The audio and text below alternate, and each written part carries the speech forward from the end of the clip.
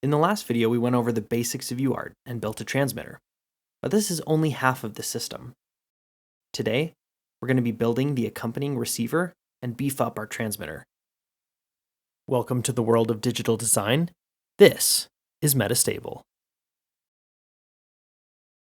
Now we already know how UART transactions work, but we still need to go over how the receiver parses an incoming transmission. To begin, the receiver waits for RX to go low, which indicates the beginning of our start bit. From here, we wait half of our clocks per bit length in clock cycles. We then wait the full clocks per bit length and record the data. We'll repeat this process until all the data has been recorded. We have this initial half-bit timing offset so that the incoming bits are sampled in the middle of the transmission. With a clock rate faster than our baud, we have multiple clock cycles where the same bit is active. This means we could sample the data anywhere within the bit transmission. Choosing the middle of the transmission will give us a reliable and consistent output. After all data has been received, we check for a stop bit. At this point, we wait again for a start bit and continue the cycle.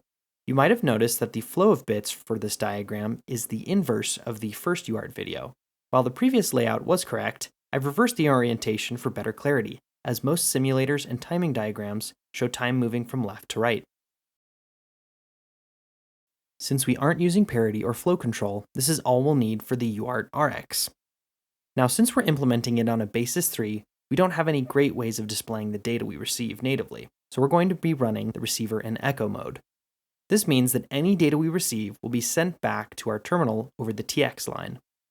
When we type into our terminal, data is sent to our FPGA. The FPGA receives the data and sends it back to the terminal to show what was typed. So if everything works correctly, we should see the message we typed appear in the PuTTY terminal. Now let's build this receiver. We'll create a new receiver file and add the same generics as the transmitter, our clock frequency, and the baud rate. Our ports will be clock, reset, RX, data out or dout, and the dout strobe. Now our declarative region will be the exact same as our transmitter, just with the state machine type and signal renamed to RX state type and RX state respectively. We'll then create a process with our reset conditions. After that, we'll add our receiver state machine. We're going to have the same states as the transmitter, starting with idle. In idle, we first reset the dout strobe and message signal. We then check for a start bit. If we get one, we move to the start state. In start, we wait until we've reached half of our clocks per bit count and verify our start bit is still low. If so, we move on to the data state. If not, we'll revert back to idle. In data, we wait clocks per bit and then assign our RX bit to our message at the current index. We'll then shift our index and repeat the process for all incoming data bits. Once all data bits have been written to our message signal, we move to the stop state. In stop, we again wait clocks per bit and then assign our dout to the message signal, set our data strobe high, and return to idle. This is all there is to the receiver. From here, we just need to edit the controller to allow for the RX echo and implement the receiver in the top file. For our controller, we'll add 2 ports, RX in for the data and its associated strobe. Now all we need to add in the architecture is an else-if condition in the idle state, where we check that TX busy isn't high, but RX strobe is.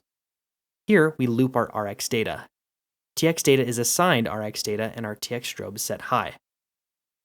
Now in the top file, we'll add the new signals, implement our receiver in the design, and wire up the receiver to the controller. From here, we're ready to test our receiver. We'll generate our bit stream, program the board, and open a PuTTY connection. Now when we type in the terminal, our text should appear. As we type, we can see the LEDs on the basis 3 light up. When we type, both the TX and RX LEDs light up, which is expected since we're using echo mode. However, when we send a TX message, the RX line lights up. This might seem backward, but it's because the LEDs show TX and RX from the terminal's orientation. With the receiver built, we now have a complete UART block. Your basis 3 can now work with any 8N1 UART transceiver.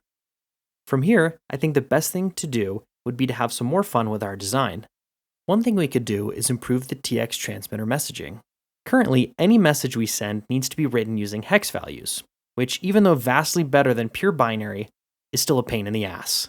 Let's optimize our transmitter so when given a string of text, it'll automatically turn it into machine-friendly ASCII. You'll find that as an engineer, optimizing your design just to run 1% better is what it's all about. This specific fix should only require two simple functions.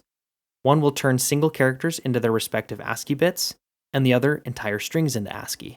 Instead of defining these functions in the architecture of one of the previous files we've created, we're going to give them their own file. We'll create a package file, which is different from any file we've written so far. We've used package files like the IEEE packages in these lessons before, but today we'll be creating our own. Speaking of which, the first thing we'll do is add the IEEE library and the standard logic and numeric standard packages. After this, we'll add a package and package body. The package section is where we declare any constants and functions, and the package body is where we define the logic for any functions we declare. Now, the reason we're creating a package file is for the design flexibility. If we add our new package to a file, we can use any package functions or constants defined in it. This is extremely helpful if you have a large design with many files that require the same functions and constants, or if you plan on using your package logic in multiple designs.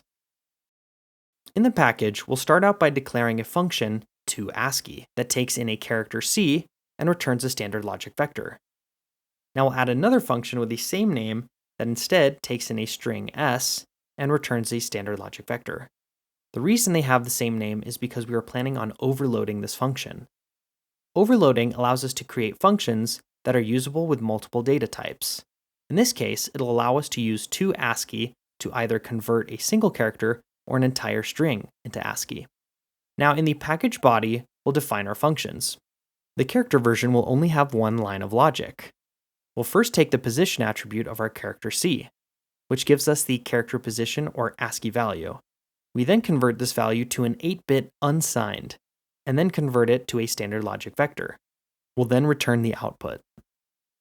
Now our string version will require a little bit more logic. We'll need to create a variable for our result, which will have a range from s's length times 8 minus 1 down to 0. Our character version gives us a standard logic vector from 7 down to 0, but for our string version, we'll need a standard logic vector that is 8 times the number of characters in our string. We'll then run a loop for the entire string's range. Inside the loop, we'll assign a slice of our result variable to the output of our toASCII function at the current character index of the string. Now strings are defined as an array of characters with a positive range, which means they start with 1 and must use the to notation. This clashes with how we've indexed our standard logic vectors. This is why the result slice logic seems so messy. We're converting string indexing into standard logic vector indexing. This means that our first character in the string will actually be converted into the last 8 bits of our new standard logic vector, and so on. After the loop, we'll return our result. From here, we'll move back to our controller. We'll add our new package by writing use work.ascii_package.all. Any packages we create will use this work library. With the package added, our functions are now accessible in the controller file. We'll add a string message to the controller and modify our message ASCII so that it automatically converts any message into usable ASCII binary. Now, if we ran this new VHDL design on hardware, we probably wouldn't feel much of a difference. If we really wanted to feel the improvements of our new design, we could pair our changes with a TX message selector. A message selector could be implemented by adding a button that switches which TX message is active from a bank of options, with the 7-segment display indicating our current selection. Everything you need to create this new feature has already been covered in this tutorial series, so I'll leave it up to you, the viewer, to set it up as a test. When coming up with your messages, something you can do to enhance the visuals is use an ASCII art generator. I'll leave a link in the description to one I've found, but they're a fun way to make your text stand out. When you find a font and message you like, you can just copy and paste it into a new string in your design. Be aware that our toASCII function is only set up to work with basic characters. If you try and select an art style with Unicode, our function won't interpret it correctly. Another tip is that you'll want to concatenate your strings with the line feed or LF character to indicate a new line. PuTTY also requires a carriage return or CR for new lines, so you can either concatenate your string with a CR and an LF, or just change the PuTTY settings on the terminal tab so the CR is implicit. If you'd like to see how I set up my own TX message selector, or if you'd like to see any of the previously written code from the series, be sure to check out my Patreon for free access. Now with our TX message selector created, we'll test our new and improved transmitter. Pressing the left button changes our TX message and the 7-segment display index. The new ASCII function makes sending even complex messages much easier. We now have a full 8N1 UART block, a better understanding of how packages work, and a more useful transmitter. That's all for this video. The next one will be a bonus episode about UART parity and flow control. Leave a like if you enjoyed the video, and subscribe to stay up to date. See you in the next one.